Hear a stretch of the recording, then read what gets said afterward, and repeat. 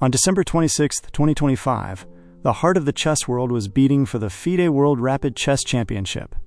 In only the fourth round, a clash of styles took place between the living legend of chess history, Magnus Carlsen, and one of Spain's elite grandmasters, David Anton Guijarro.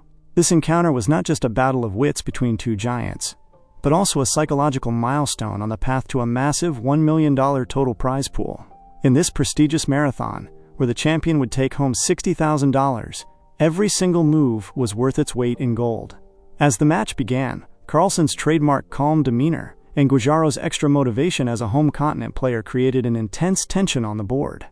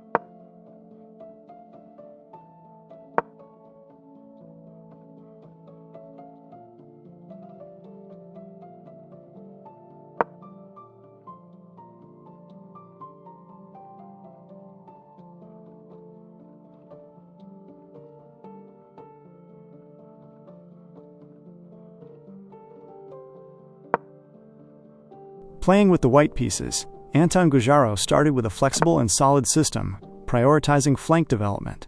However, Magnus Carlsen, in his typical pattern-breaking aggressive style, pushed his pawns early to force his opponent out of his comfort zone. Carlsen made a conscious decision to compromise his pawn structure, and even accepted falling behind in material. His brilliant plan was to sacrifice a pawn in order to maximize the coordination and mobility of his pieces. Magnus offered that pawn like a poisoned apple, and in return, established an unshakable dominance over the center, the very heart of the game.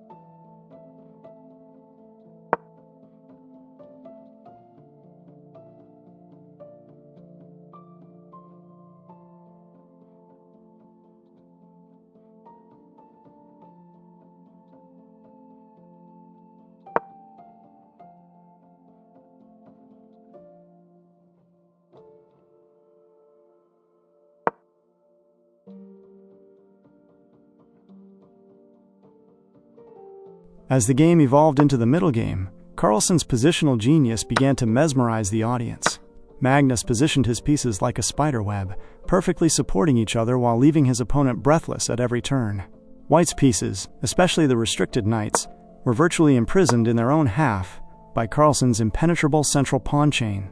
Although Guijarro made a frantic effort to patch up his weaknesses, Magnus penetrated the smallest cracks in the enemy camp with surgical precision. The rook pressure on the open file and the queen's dominance on the diagonals broke White's resistance with every passing move. This stage was a concrete example of how positional quality determines the winner over raw material.